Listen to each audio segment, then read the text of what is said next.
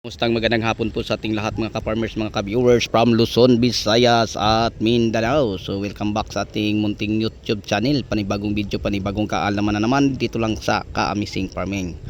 Okay, so bago natin umpisahan ang ating kwentuhan mga ka-farmers patungkol kung paano mag-install ng Atlas Flat Twine at saka sa mga iba pa natin gagawin din ng mga ka-farmers. Mega love shoutout po sa lahat kong mga audience, sa lahat kong mga subscriber, viewers, sharer at commentator. So ulitin ko, from Luzon, Visayas at Mindanao, pati sa abroad at ibang bansa, sa inyong lahat magandang hapon po at mega love shoutout din. Okay, so ngayon mga ka-farmers, ang second step na gagawin natin din tapos natin na makapagtanim ng ampalaya katulad ng ating nakikita dito sa hill to hill na 1 metro. Tapos sinadya nating tinanim na malalim para pagdilig ng tubig, walang takas ang tubig mga ka-farmers. So ito, isang bisis na po ito nidiligan. So bukas ang pangalawa. Tapos ang kamatis, isang bisis din natin nadidiligan ng fertilizer, no? Ayan. So ang variety po pala mga ka-farmers sa ating ampalaya, share ko lang po sa inyo para sa kalaman sa lahat. Ito po ay Diamante Max F1. At ito naman po ang ating ang ating kamatis Diamante Max F1, ang ating ampalaya ay Galaxy Max F1. So ang planting distance sa ating simula dyan, no, papunta dyan ay kalahating metro. Kasi yun po ang 1 metro mga ka-farmers, no. Yan. So kalahating metro. Tapos ang ating sa ampalaya naman 1 metro dyan. So ganun pa man mga ka-farmers, ang ating practice ay po tayo, no, ng fertilizer na Unit 16 bago natin na itanim. Tapos ang Unit 16 natin mga ka-farmers ay may halong Mega Multi-Plant Vitamin. Tapos may Wukosim granule at saka dupos. So yun po ang ating mga fertilizer na pinapadilig sa unang nating pag-abono, no, sa ating ampalaya at kamatis. So same lang po sila mga ka-farmers ng mga fertilizer, matalong man, makamatis, maampalaya. Same lang po sila pati sa ating pipino. Okay? So ngayon mga ka-farmers, ang sunod nating gawin din ay yung pag-install. Okay? So kung wala ka pang idea mga ka-farmers, okay, sa pag-install ng tie wire, ito lang mga ka-farmers, no, ang tie wire natin gamit, ito po ay number 14. Ang brand niya ay galvanized number 14. So iikot lang natin isang visit mga ka-farmers, no, isang visit lang. Ito simula dito, ito siya, then ang nabaandulo niya ito. Tapos yung isa naman ganun din, parang hindi na siya magalaw natin tulad yan. Tapos mga ka-farmers, maglagay tayo ng diamond straw din sa ilalim, no, iikot natin para doon natin i-install ang Atlas Flat Twine na pa taas pababa. Okay, so ang Atlas Flat Twine mga ka-farmers, mabibili po natin sa online, no, sa halagang 240 to 20. So hindi magkapareho. Okay, tapos mga ka-farmers, maglagay lang tayo ng paltak sa bandang dulo, paltak doon sa isang dulo, no, doon maglagay doon. Tapos sa isang gilid sa aking likuran maglagay din para matibay siya mga ka-farmers. Tapos ang gamit natin din ay pagbaon ng poste, share ko lang po sa inyo para sa kalaman po sa lahat, ay earth auger sa lalim na 1 metro, no. So earth auger ang ating gamit. Okay, tapos mga ka-farmers, nilagyan natin ng buong poste ito, mga posting buo. Ayan. So napakagandang tingnan mga ka-farmers ang ating poste, dahil sobrang tuwid po ito, no. So ganyan mga ka-farmers, kasi ang ating mga taong nag-install din ay sanay na po sila sa trabaho, no, yung paggawa ng balag. So pagkatapos mga ka-farmers, halimbawa ang ating ampalay gumagapang na, simula din papunta sa taas, tapos nasa gitna, maglagay tayo ng tie wire katulad nito, may nakalagay na, no, may nakalagay na. So i-install natin ang ating Atlas Twine papunta dyan, pag ganyan, para gapangan.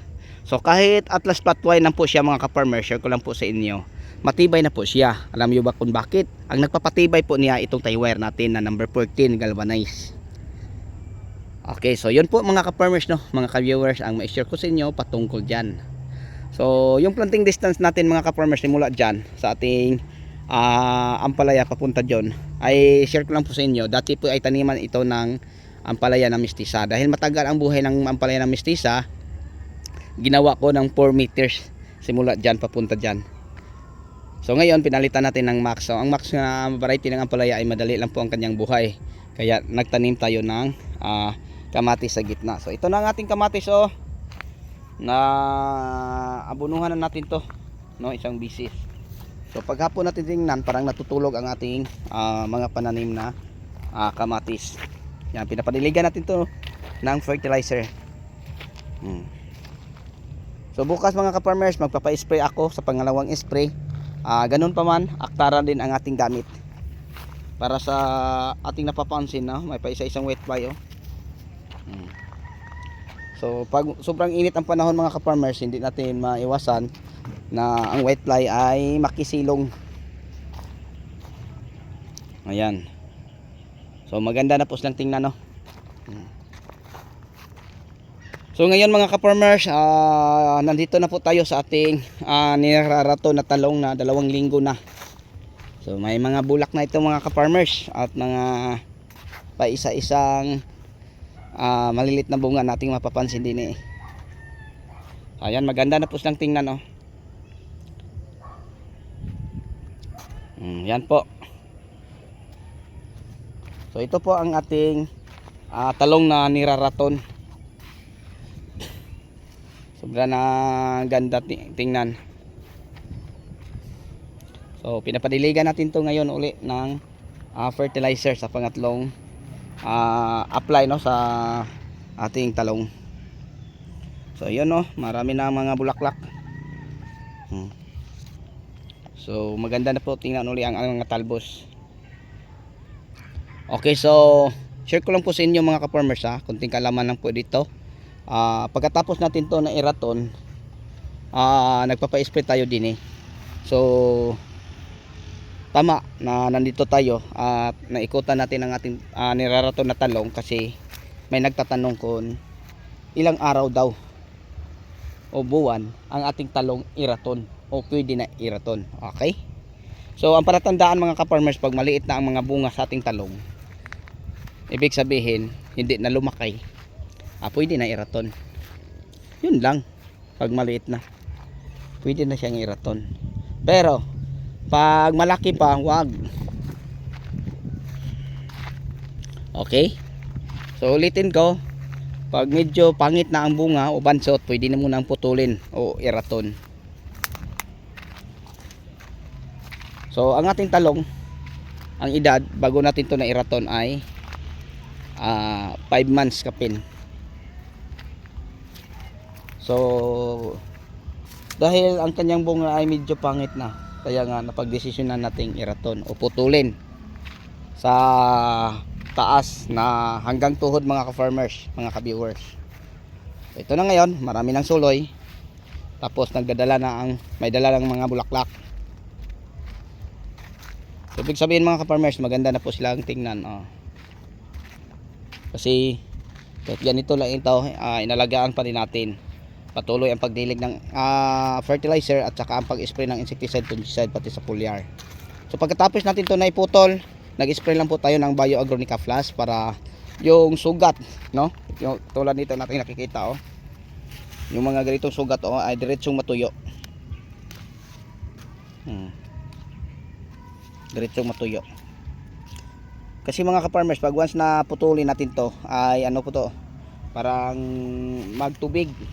So baka anuhin ng punggos. Para hindi magkapunggos, spray lang po tayo ng Bio Agronica Plus. Kasi ang Bio Agronica Plus mga ka-farmers, 5-in-1 po siya. Antibacterial, antifungus. Okay, then tapos mga ka-farmers, ano po siya, antibacterial, antifungus, so neutralizer, then root growth, at saka antivirus. So yun po siya mga ka-farmers, kaya maganda siyang gamitin, no, sa mga talong na ating iraraton, yung talong na ating puputulin.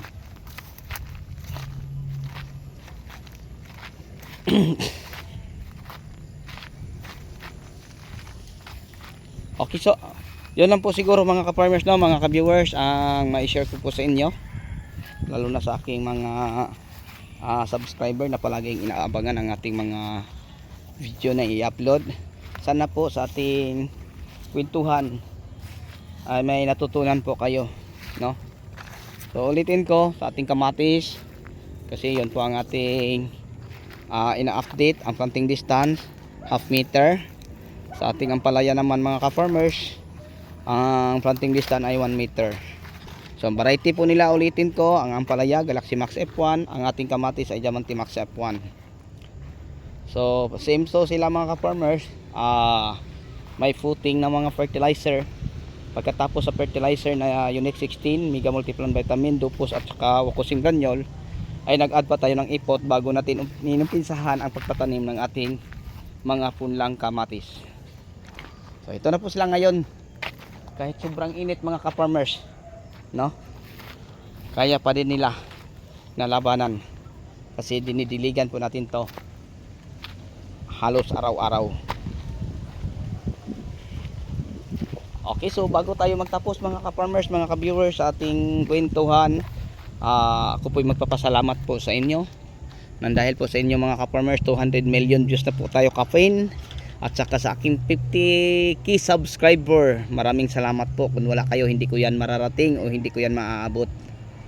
Okay, so sa atin namang ano po ay 50,000 followers na po tayo. At saka sa mga subscriber ko sa aking feeds, no? At saka sa aking YouTube. Sa inyong lahat at sa inyong walang sawang pagsuporta, maraming salamat po. So pasensya na po, no, hindi ko na kayo maisa-isa.